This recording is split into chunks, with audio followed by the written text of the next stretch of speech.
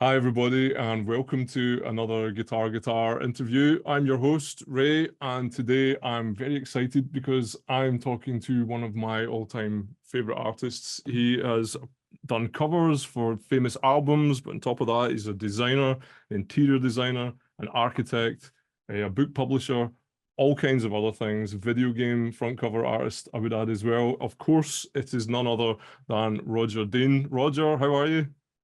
I'm good. Just coming to terms with that fantastic intro. Thank Well, you. no, not at all. Not at all. I've been wanting to talk to you for a long time, so I'm really glad we've finally managed to make time to do this.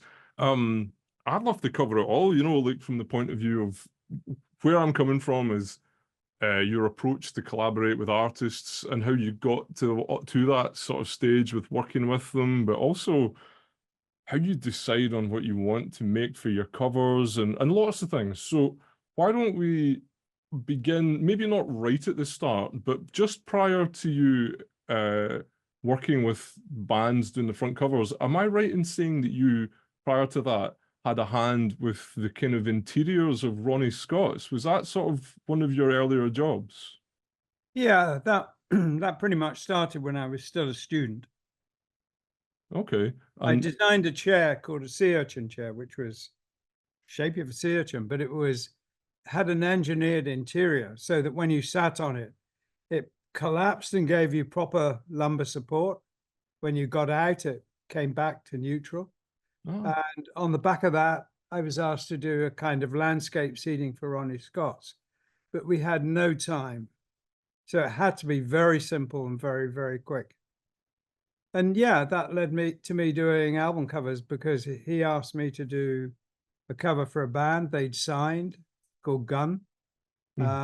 And then a whole bunch of others too. Okay. So from that point, was that a matter of him seeing your like the artwork you had done on the walls and sort of getting the idea from it? Was it like a kind of organic thing to then ask you to work on the covers? No, he was looking at my sketchbook because the ideas for the interior were in a college sketchbook. And on the basis of that, he asked me if I do an album cover. I've just had a cat walk on my desk. Amazing, amazing. Perfect, perfect for this. They plonked down on the keyboard, so never know what's going to happen. Yeah, if we lose you, we can blame the cat, right? Okay, cool. Exactly. Exactly. Okay, so yeah, the sketchbook thing is something I was thinking of coming back to with it, just because of part of your process. Because um, I was wanting to talk about some of the more sort of like the famous. I suppose most people associate you with the Yes front covers, even though you've done, Gentle Giant and Rick Wakeman and Uriah Heep, Focus, Asia, all these other bands. But it was like I was thinking about the collaboration, and the two that came to mind for me that I thought we could talk a little bit about, because they're pretty different, would be the Tales from the Topographic Oceans front cover and then the Close to the Edge one.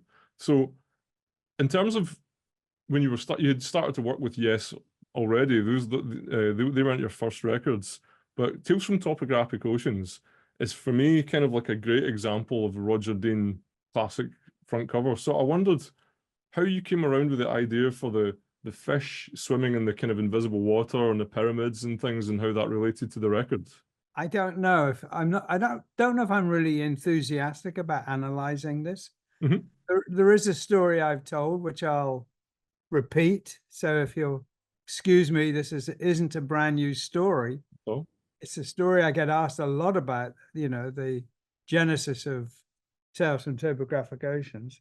Well, for me, I was very interested in landscape. I was particularly interested in Chinese geomancy, things like feng shui. And a writer called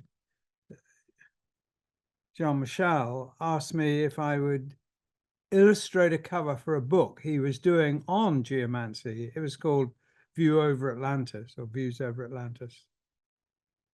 And in the process, I read the book. I was quite interested in what he was doing. So back to Tales from Topographic Oceans. I went to Japan with Yes in 1973. And Yes were told, no drugs in Japan. And it wasn't as if they had any particular interest in drugs. So it wasn't like that was big deal. Mm. But everyone made sure they didn't take any. And the families or friends, whatever, made a big going away cake. And John, who was in charge of the cake, handed it out on the flight, you know, to the band, to anyone else who was interested, crew, whatever. Mm. And the effect of that was pretty much, he came and sat next to me and he said, look, I want to talk about the new album. And I don't think we either of us said a word from London to Alaska. Just stunned. But I remember we got off and had a look around in Alaska, but back on the flight to Tokyo, I couldn't really stop talking. And I was telling him about the book, about the ley lines, the dragon lines, about earth magic. So I was very enthusiastic about that. And I don't think John really got a chance to say much. It was, we were flying all this time over the most amazing landscapes in, you know, just below the Arctic Circle, over Siberia and so on. It was just amazing. Anyway, in that process, I think some of the ideas about landscape patterns came about. And John naturally has a different story about how it came about. So my explanation of that was, well, John was eating a different piece of the cake.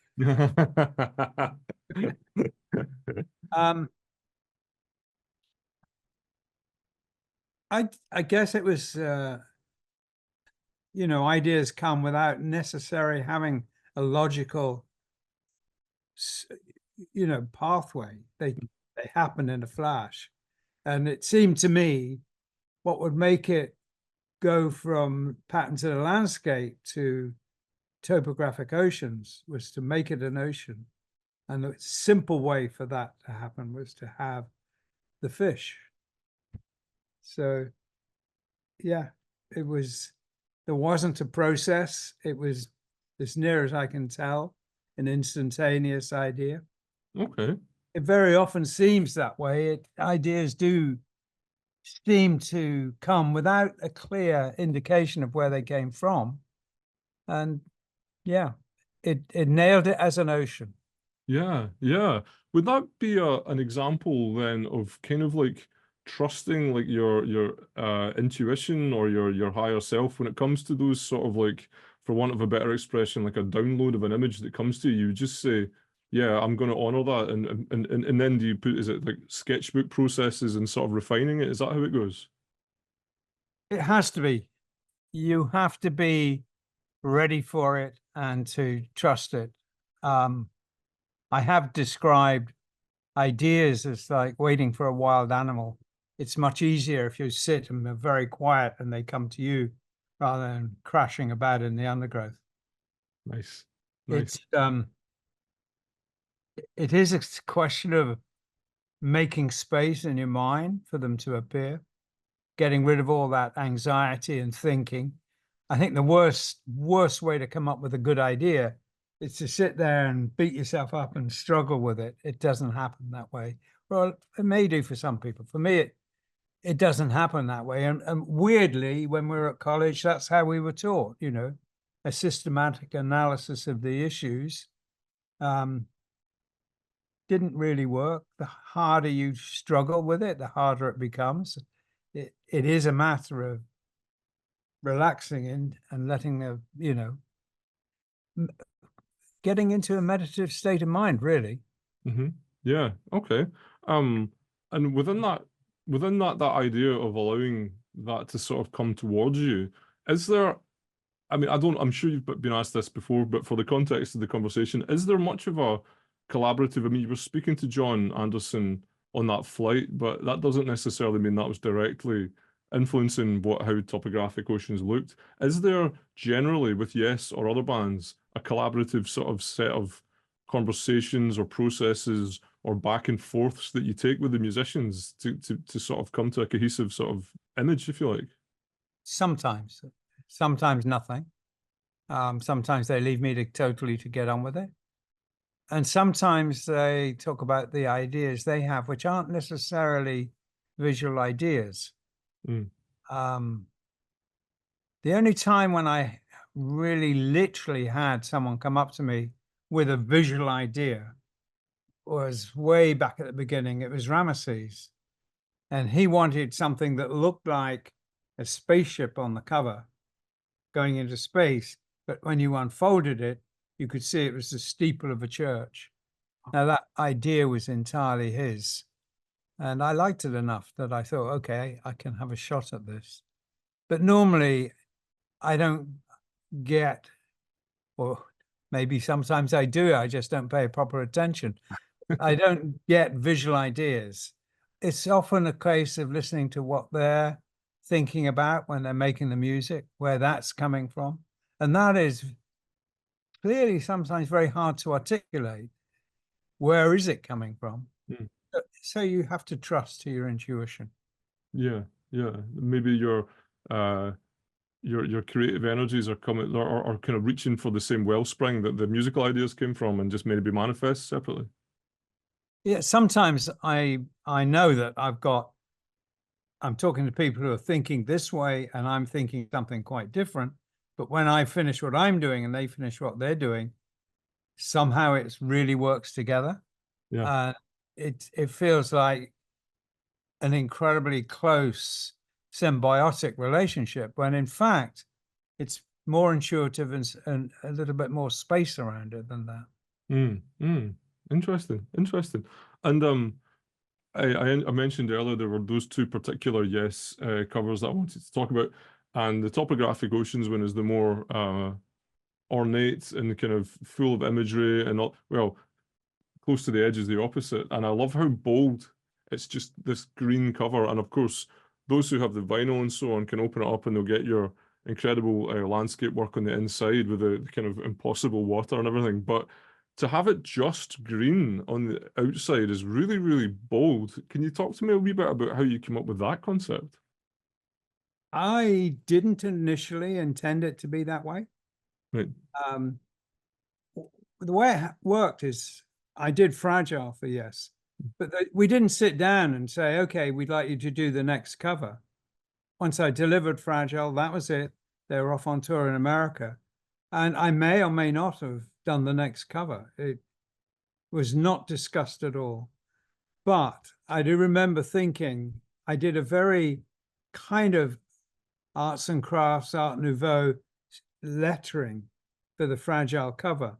And I thought I could do a much more concise Yes logo. And I did it on spec. I didn't have a brief from them or anything. And again, this is a story I've told before, but I was on the last or one of the last trips of a train called the Brighton Belle. And they had a Pullman coach where they did breakfast. So I did it having breakfast. And so, you know, from the first sketches to the finished thing was probably, I don't know, 20 minutes in the station and an hour's journey. That was it. And it was pretty much done by the time I arrived. Wow. And that was the first time we saw that classic, the now classic Yes logo, and that actually dovetails into another thing I was wanting to mention. I want to talk to you about, which is your logo work, because the Yes one is obviously iconic, and on the close to the edge cover, that's all you get apart from the color green, which is so effective and so instantly recognizable. The Yes logo is the famous one, but you've done lots of other ones. I mean, it was Virgin, there was the Tetris video game, there was Psygnosis. There are all these iconographic pieces that are kind of almost as famous as some of your paintings. And I wondered how your creative process might differ when perhaps you're putting together, and we'll go back to talk a bit more about the paintings if we can in a second, but since we mentioned the logos, if you're commissioned with a painting, there's a certain, you know, amount of process A, B, C, and D that you go through. But a logo is an entirely different thing, isn't it? And is it a different headspace for you? all these things come back to one thing. It's I'm going to finish what I was going to say about Close the Edge. Oh, sorry. Yeah. I didn't know the title of the album was going to be Close to the Edge, but when they told me that they were going to, they got a song called Close to the Edge. The idea of the landscape painting was, very quick form. So I went in with the painting and I imagined it would be the cover. But when I showed them the logo, they were very kind. They were blown away by the logo. So they wanted it right up front on the cover, which seemed pretty cool thing. That worked. I like that. I wanted it to be a silver embossed thing, but yeah, apparently that was outside the budget. Oh, Which okay. is a shame, but yeah. But back to the other thing about that album, if you had it in front of you, you'd have seen I hand wrote everything, the lyrics, the sleeve notes, That's the right. lot.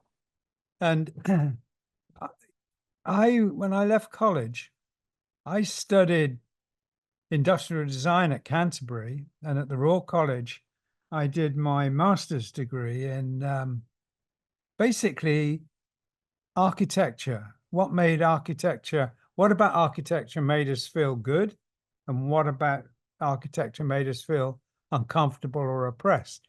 So the psychology of the built environment was my subject and my big enthusiasm, but any aspect of design seemed a relevant thing. It seemed you should get engaged in it. I mean, it's like designing a house. The arts and crafts architects might design a house, but they probably do the door handles and the chairs as well. I like that total approach. When I did the first album cover, The Gun, I didn't know how to do typesetting. I knew nothing about it. And a very good friend of mine, Jan Day, helped me out. She did the typesetting for me. And it was in Helvetica, which was the norm then as now. And I remember thinking, my God, this is great, but I don't like Helvetica. I just found it so clinical and boring, you know. I found that I felt like that about all modern design, whether it was architecture, graphic design, or whatever. I just didn't like that really sterile, minimalist approach to design. So at about that time, literally at about that time, I saw Rick Griffin's cover of The Grateful Dead, Aox and Moxa. Yeah. And what that said to me was, you can do whatever you like, just anything you like. And I studied type enough to know that Helvetica wasn't what it was supposed to be. It wasn't particularly legible. It wasn't particularly easy to read. You need the serifs. It's, you know, there's enough research to show that with the serifs, people can read it quicker and retain more. The sans serif fonts might work for an airport sign, but they wouldn't work for a book. It's just harder to read and harder to get. And I found that when you read type, you tend to read the top quarter, or even less if you read it really fast. So speed writers just going across the top of the letters. That means you can play with the bottom half, but you've got to get the top half right. But it also means, you know, there's an important role to play for those serifs. So I was interested in that. And I was also interested enough to know that when you're designing a logo, like the Yes logo or the Asia logo for that matter, the important thing is it's memorable and recognizable, not legible. I remember John Kalodner, when I did the Asia logo, complained to me. He said, "This is not legible." And I thought, it's only 4 letters. Give me a break.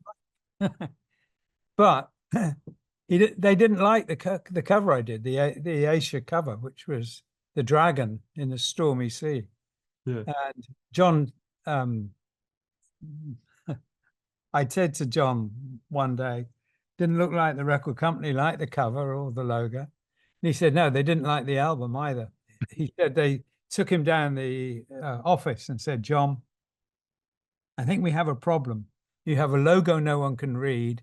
You have a cover that's way too dark, and we simply don't hear a hit record here. Which is interesting, seeing as it was the #1 seller of the year it came out. Wow. Wow. I don't know how many million. I've heard rumors ranging from 9 to 14 million in the first year. So it did do incredibly well, in spite of not having a hit record on it, which in fact it did, and having a dark cover. Yeah, exactly. It just goes to show what they know, isn't it? Yeah. So we're wandering all over the place. That's okay. That's okay. Why don't we wander back to Close to the Edge? Because we talk about, and we open up the gatefold and we get that cover, the artwork that you thought was initially what you intended for the front of it. And of course, most people watching this video will have seen the Close to the Edge front cover, and it's the impossible, what I would refer to as an impossible landscape. And that's something that I think is a bit of a trademark for your artwork. It's these natural, realistic, you want them to exist and yet they're impossible. However, and I mean that because of like the physics of the water and so on, but Yeah. They're obviously based on real places, and you mentioned, and you've got such a natural approach to rock and water and sky. You mentioned China earlier, but are there other particular sort of like favorite locations that you've found over the years that just bring that inspiration out of you? Yes. Again, I spent some very important years in Hong Kong as a Right. child, aged from 12 to 14. You know, from the time I heard Elvis Presley for the first time, it was that kind of everything that happened in those 2 years really kind of bored its way into my psyche. Yeah. And in Hong Kong, the landscapes were a bit like Malibu in a way, sort of not particularly robust sandstone. Sure. But there were those limestone near vertical mountains on all kinds of art, scrolls, screens, table mats, they were everywhere. Mm. So the traditional Chinese painting that made a big deal of rocks, waterfalls, and pine trees, although not particularly realistically, it was very much about calligraphy more than an attempt at super realism, if you like. But that was influential. Coming back to England, going to Scotland, and when I was a student climbing all over Scotland, we used to stop off in your town, Brilliant. whether we were going to, I don't know, Cairngorms or Torridon Mountains or, all kinds of places. It was, and that was hugely influential. The beauty and the amazing qualities of Scottish mountain landscapes. I loved it. But the one tiny experience I had, I climbed in the English Lake District, and there's a mountain with the incredibly unromantic name of Haystacks. And on the top, probably only, I don't know, at most 10 meters, probably half that across, was a small, small lake called a tarn. But it was right on the top of the mountain. And you had to know it could only be topped up by rainfall. And it must have been incredibly waterproof for the water to stay there rather than drain away immediately. Yeah, sure. So that idea that became Tales from Topographic Oceans had a real world parallel. But I don't think it was particularly the inspiration for the painting. That again was a kind of reflection, and I remember that. I see what you mean. I see what you mean. Yeah, it's just kind of it's deep in the memory banks that you can recall when yeah, got you. Okay. I'd love to actually talk about the paintings themselves. And I understand there will be different sizes and different mediums and so on, but just to explore it in even a kind of superficial way, because most of us will see your work either on a screen, on a phone, or even better than that, on a computer, even better than that, on a double gatefold vinyl. Some of us, if we go to see the traveling show that you do with Yes, we'll see some nice, beautiful prints, but not many of us ever see the original painting. So I'm wondering, I mean, I've seen it on social media, you've got some pretty big canvases. Do you tend to paint these really quite large? Nowadays, I tend to paint almost always the same size. Well, let's say slightly more than half my current paintings. Mm. And for the last 40 years have been about 6 foot by 4 foot. Right. And Yeah. so, and there is a reason for that. 2 reasons, one philosophical and one practical. Prior to that, I had trained very intensely at being a draftsman. Draftsmanship was a key skill I learned because it was the way art was taught to those of us who are doing subjects other than fine art, like, design of any kind, whether it's typography or architecture or whatever. We communicated with a pencil. Yeah. And the better you could draw, the better you could communicate. True of everything, really. It's true of all art. Yeah. So becoming capable of communicating was key. And that's what I did. Now, all my early work, like Tales from Topographic Oceans, Relayer, up until the second Asia cover, which was Alpha, were all at heart essentially drawings and colored with typically watercolor. Right. Very precise and very careful. But by the time I was 40, my eyesight just wasn't good enough to do that. And it meant I was wearing glasses. I was needing, in addition to glasses, magnifying glasses. And I thought, nah, this is too crazy. I'm not going to do that. And I like the idea of a painting being an object as opposed to a window. So my focus shifted, if you like, from deep perspective to something interesting on the surface. So I like the painterliness of painting. So I switched to painting around my 40th birthday. Okay. Well, a bit before, I guess I would have been 38 or 39 when I started painting on canvas.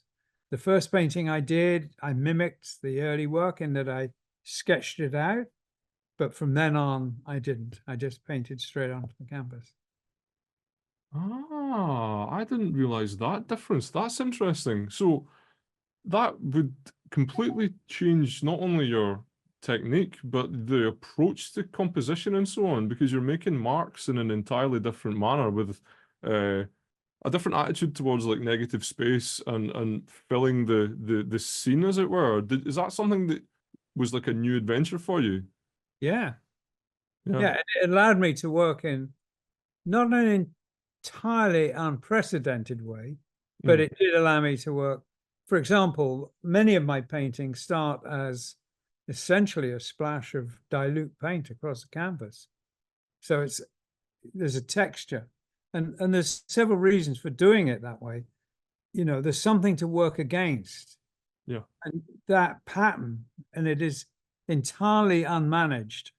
That's the key to it. It's not something I try and do. I don't want to do something cleverly thought out. I want it to be absolutely random, to the extent it's possible to do something that's entirely random. Yeah. Then I work against it. I'm not working on the hostility of a white canvas. I've already got something that's kind of welcoming, but it gives hints and it guides, Yeah, yeah. Oh, I didn't realize that actually about this period of stuff. So, watered down, would that be acrylic that you would use for that? A what? Would be acrylic paint that you would water down? Acrylics. Yes. Yes. Right. And Not then meant to dilute acrylic paints, by the way. So when I dilute them, which is massively more than the fine print on the tubes,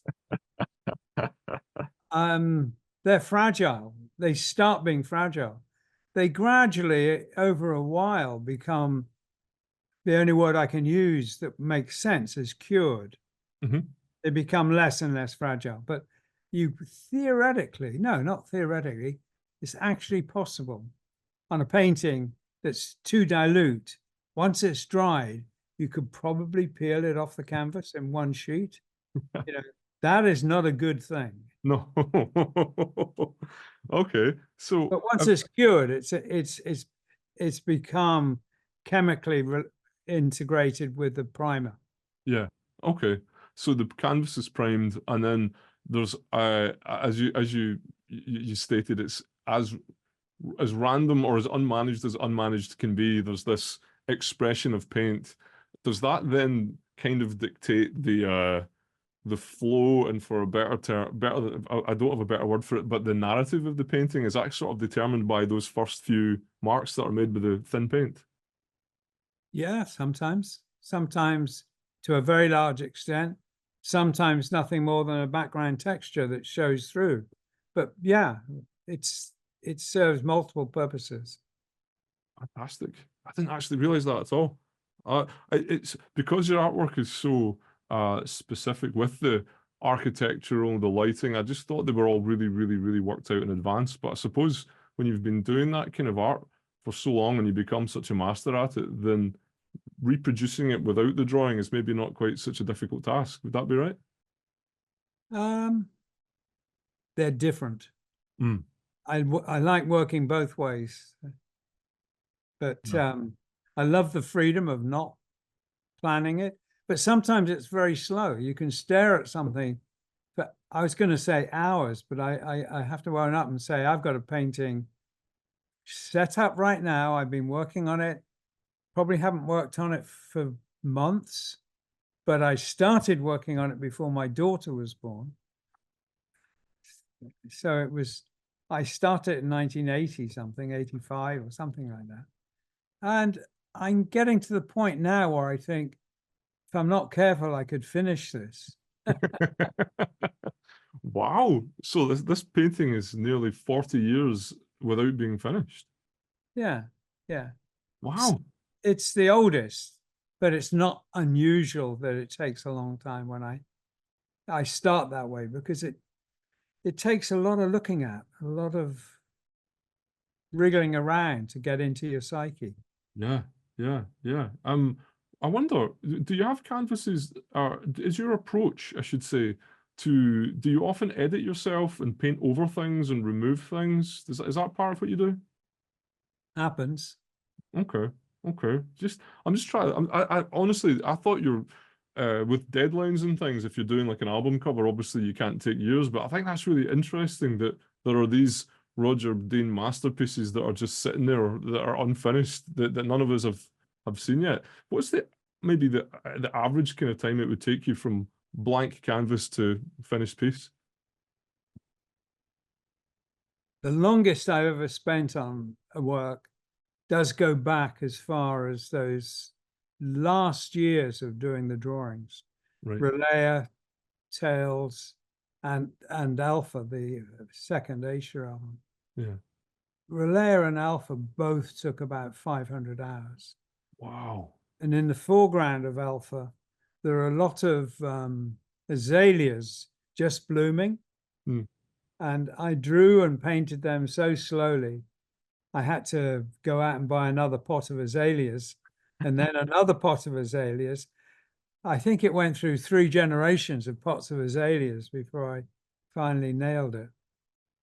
Wow. Okay. So there can be quite a long birthing period for one of these paintings then. Yes, it's much quicker with paint.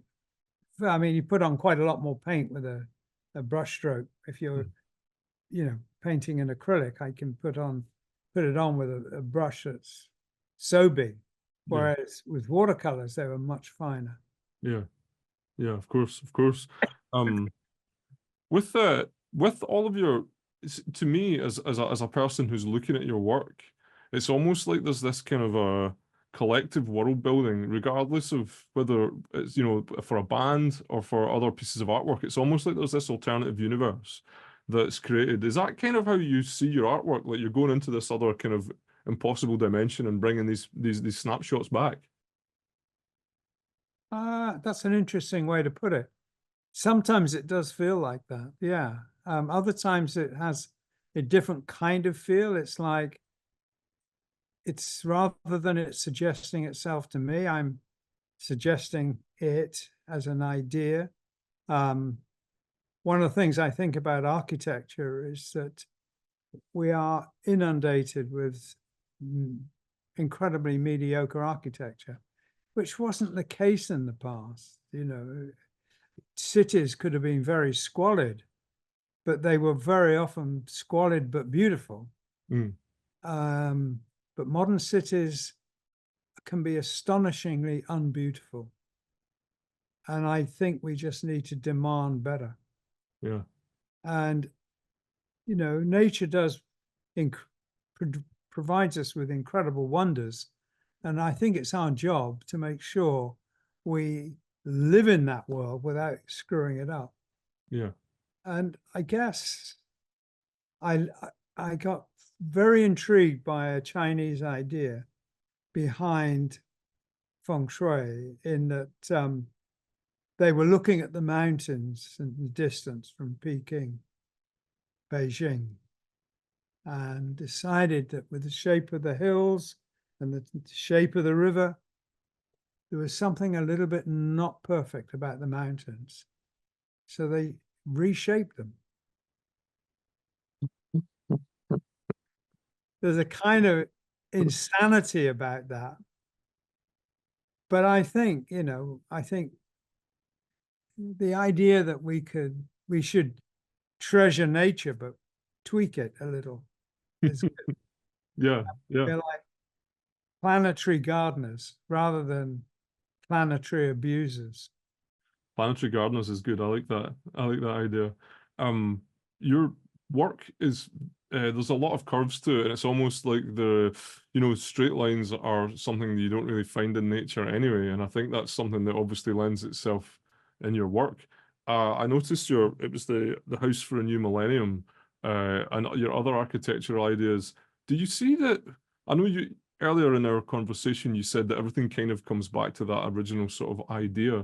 So are all of these different disciplines that you work in, like architecture, furniture, interior design, album covers, paintings, are they all kind of equal in your preferences, as a boring way to put it, but do you care for them all equally, or is there one that's closer Well, to yours? no, they're not all equal at all. All right. But a painting, frankly, I could sit down and do it. You know, I mean, if I had an idea that was driving me nuts and I wanted to get it out of the system, I could do it. It might take me a day or a month or 2 months or more, whatever, but I could just do it. I'm not really dependent on other people at all. Mm. But once you're talking architecture, maybe if it was just a house, I could do it, but I probably would do it with a team of 3 or 4 other people. Mm. That's what I've done in the past. What if it was for a village or a city? You know, you really have to be communicating ideas very effective to get people on board for that. Mm-hmm. So yeah, is that better for you, the kind of collaborative aspect? Well, the collaborative aspect is critical, but it couldn't be done. But it's not something I prefer or don't prefer. It's just a necessity. Excuse me. I think if I had a choice, somebody came along with unlimited resources and said, we'd like to build your stuff, I'd be very happy. I actually had somebody talk to me and said, yeah, but if that happened, you wouldn't do any more painting. And I said, yeah, I could live with that. Yeah. On the other hand, if it doesn't happen, I have, I don't know, 20 or 30 sketchbooks, which would take me 20 or 30 lives to finish as paintings. Yeah. Excuse me. So do you often go back to older sketchbooks and sort of mine them for gold and then work from them? That's the stuff you might have sketched years and years ago. Sometimes I do it. Yeah. I don't do it consciously. I don't think, oh, I'm stuck for an idea. I must go and get a sketchbook. Yeah. I don't ever feel stuck for an idea. Sometimes I feel stuck for an appropriate idea. Mm-hmm. Then I have to play around with things a bit, but it's being stuck for an idea. No, whenever I'm working, I always have spin-off ideas. So I have a record of it. Yeah. And for whatever reason, I do get back to them. You know, somebody wants, can you remember when you did something like that? And I go and get the sketchbook. Yes. I must revisit that. So yeah, and I have little teeny Moleskine sketchbooks, which I always carry. I have slightly bigger sketchbooks, which I carry a lot. And I have really cumbersome big sketchbooks when I'm doing drawings. And I do finished drawings in those. So they're not really sketchbooks, they're drawing books. Yeah. Okay. But it's a bit of a personal question for me because when I grew up in the age of the Commodore Amiga, and some of the most memorable images for us Amiga guys was your artwork for the Shadow of the Beast and Shadow of the Beast 2 video games. And I wondered to myself if, I suppose, was your approach to do, because you did more than that with the video games, but they're the famous ones for me. Was your approach any different from how you would approach an album cover? And also, I wonder, did you play the games at all while you were making the artwork? No, I'm afraid I didn't play the games. But it was a different. I'm afraid I have to nudge the cat off because she'll put a paw on the mouse. Not because she's a cat, but it does seem likely. Or on the keyboard and screen goes blank or something like that. I did do a few album covers where there was this biomorphic relationship. Budgie, where there was the Blackbird aircraft with a skull. I got taken to dinner on my birthday when I was in Atlanta one time by some engineers from NASA, and they met up with some engineers from Skunkworks. And the guys from Skunkworks said, that painting I did for that budgie with that plane there was a 600-foot long hangar at the Skunkworks in America with that plane painted along the side. Oh, wow. My God, I want a photograph. And they said, yeah, it's just, you could get arrested just for even saying the word camera in there. You know, it's not going to happen, which was a shame, And they said that I have a kind of a weird, it looks like a medieval aircraft, which I use as a logo. And they said the same head of engineering who got that painted along the thing, he used the profile of that on the front of a drone they were building. This was maybe 20 years ago, so very early days of drones. Yeah. And they did send me a photograph of that. And it looks softer than my drawing, which was very kind of hard edge. But nowadays, it doesn't look so different to ones they've done since. So yeah, that's great. That's well cool. I thought so. Yeah, I was very flattered and kind of blown away. But, you know, you have that machine animal mix. I did a cover for a band called Paladin with a horse that was robotic. So it's an idea that goes back to my college days. And I like mechanical things and I like them to look as if they work. So, yes. So that it wasn't new for Amiga. It was ideas that I kind of moved on from and going much more focused on landscape and architecture. But I still had a love of those very mechanical devices.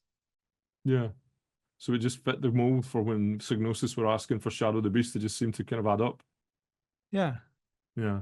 I had fun with that. I did. I've got it's the wreckage of it is down under my desk, but during COVID, my daughter was with me, and she exhausts me because she makes me work hard. Yeah, I love it. She lives in Tokyo and she speaks Japanese. So she said, you know, we're going to make a model of of a Shadow of the Beast type creature, Nice. that a robotic wild dog or something. Yeah. And so it was that dog size, and we made it. It was very simple, and we had to make it from scratch, live in an hour and a half or something. And she did it. We did it in English, and she did it in Japanese.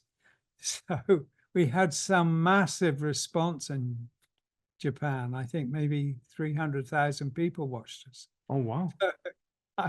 It was very impressive. I Yeah. have to say, when she works with me, things happen. When I work alone, I'm very tempted to just snooze away the day. Yeah, she holds you accountable. You know, I loved how much love there is for Shadow of the Beast there, and that was me coming in at a bit of an angle there, but obviously the people love it. That was one last thing I wanted to ask you just before we wrap it up. You've been so generous with your time, Roger.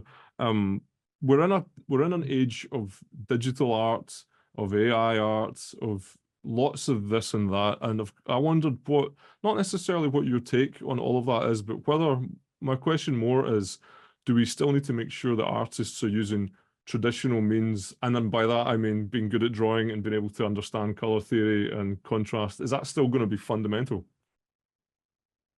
It should be. There's yeah, for very, very important reasons, it should be. I don't know where to start with that. This whole interview could be about that one question. I remember talking to some students, and I was talking to them about, have you got time for a slightly shaggy dog story answer? If you've got time for it, I've got time for it, absolutely. Okay. I was asked to talk to students who were doing fine art. Now, fine art in England, in art schools, got completely trashed by the 1960s Coldstream report on art education. You can look it up, Okay. but it was an incredibly Philistine document. It basically said, you know, fine art should not be taught in the academic way it always has been. It should be, I suppose you'd have to say, no skills should be practiced. It should be about ideas only. Mm. And basically working out, doing life drawing, doing figurative sketching, all that kind of stuff was cut out of the curriculum for fine arts. Yeah. And it was an incredible disaster for our society, for our culture, I thought. Anyway, people doing industrial design, which by accident almost I was, we had the incredible convenience, if you like. When they stopped this, they stopped it in 1961, which was my first year at art school. Okay, it's all very well to have a whole intake of students and no one knows what to do with them because they're not going to be taught to draw or paint or any of that traditional stuff. It's all going to be new. But you have a whole group of very talented artists and teachers. What are you going to do? Fire them all? Effectively, that's what happened. They never replaced them with skilled teachers. But for the moment, they were there. And so they taught us. So we were doing industrial design and we were getting taught all the fine art skills, less on the painting, but all on the drawing. Anyway, it's an important thing. It's a crucially important thing. There's, I'll finish this story. I was talking to students who were doing fine art who wanted to know about drawing because they weren't taught about anything about drawing. So I told them an anecdote about an experience I had spending the weekend away from college because I was ill. And my tutor gave me a piece of tree root and said, don't waste your time, draw that. And we normally spend 45 minutes or 90 minutes drawing. Beginning, middle, and end, 90 minutes. That was the longest. Mhm. So I'm not well, I'm sitting at home, I'm listening to the radio, and I draw this tree root, and I draw it for 10 or 12 hours, plus a few more the following day. And that's way more than I've ever spent on any drawing ever. And normally I would do many sketches in that time, but I just did the one. And the result was amazing for me. It looked amazing. I felt it was, I made lots of breakthroughs in that time. And the reaction I got when I went back was incredibly positive from staff and students alike.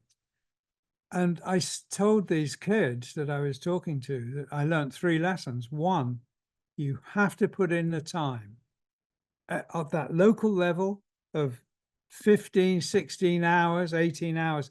You have to do that because you make a lot of breakthroughs if you do that. And long term, you've got to put in the 10,000 hours. But on that one occasion, when you do that, when you start determined to learn how to do it, you've got to put in those 15 hours. I told them too that the army taught young drivers to drive if they were any good in 16 hours, they're a bit slow in 18 hours. And that didn't matter if it was in one go or spread out in half an hour a week over months. So it's an important 16 hours. So the first lesson to learn is you've got to put in the time. The second is you've got to take your mind off it. It's inherently boring. You're going to get to the point where you are washing paint dry. Mhm. So I found, and thinking about it, you must stop thinking about it too. So I found listening to audiobooks and things like that very helpful. You Yeah. can meditate, do anything, but do not think about what you're doing. You have to be aware of what you're doing, but not thinking about it. Sure. A tricky balance there. And, lastly, it was good when you've achieved something and it's recognized. And to me, this all seemed like very common sense stuff. You should do this. But it really annoyed the teachers who were teaching concept art at the time. And they said to me, I suppose you think art is all about technique. And I said, no, I don't think art is all about technique, but I do think you don't get great art without great craftsmanship. And it came to me then that there's a Japanese saying, if you're learning a martial art like Kendo, which I was at the time, the saying is you train the hand, so the hand in its turn trains the mind. And I said, you've got to train the mind. And if you don't train the hand, you screw that up. So you have to train the hand so that the hand trains the mind. So yeah, I think it's fundamental and it's profoundly critical. Wow, Roger, that was more useful wisdom than I got throughout my entire art degree. So You did an art degree? Where? I did, yeah. Well, I might tell you off camera. I might not say it on here because I'm maybe slightly critical. It was in England, put it that way, and it was very much of the concept is king. And I never had a life drawing class. I never had a perspective class. Anything I'm good at was self-taught. So for anyone who wants to skip art school, they should just watch this video and they'll learn a whole lot more. That whole era, and I think it's changing now, but there were generations of art students who just wasted their time. Yeah. They didn't want to waste their time. They had it wasted for them by the teachers and the colleges who were adopting this Coldstream report that was a nightmare. Yeah, yeah.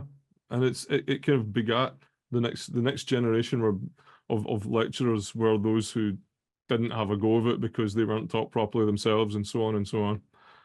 But yeah, there we go. You've sorted it for us all, though. That's good. The good news, and just to round things off, Roger, it's been such a fantastic labyrinthine conversation. But we've spoken about all the things you've done over a lifetime of amazing art, or at least we've touched on some of it, not even half. But what kind of things are you maybe working on at the moment or for the near future that you might be able to share with us? I'd say the next half dozen conversations I'm going to have are going to be about building something. Ah, By half dozen, I meant half a dozen different aspects of doing that. sure. So I've got calls to make and meetings to go to. They're all about architecture at this moment, except one, and that's I had an email from Steve Howe, to talk about a project too. So Oh, that's exciting. Okay, excellent. And at that juncture, I should also say to everybody in YouTube land that there is a new Steve Howe interview that I just did with him 3 or 4 weeks ago that will be up online, so you should check that after you've finished watching this. And on that note, Roger, I've had the best time talking to you. It's been fantastic, and thank you so much for giving your time, and not only that, all of your wisdom. Thank you very much. right, this is the missing element. Hello, what's your name? Her name is weird. Her name is Dusty Muffet. Dusty. That comes from my daughter. Uh, My daughter, when I was painting, she paints better than me, wow. and she never hesitates to correct when I'm doing something wrong. Especially if it's anything to do with anatomy. So whatever I learned in life drawing, she learned more. And she'd say, "Oh, Dad, that doesn't work." Yeah, Wow. fix it. That takes a bold artist to correct Roger Dean, more than I would do. Let's say one who's not intimidated. Yeah, exactly. Roger, it's been fabulous. Thank you so much. Thank you. Cheers. Yeah, fun.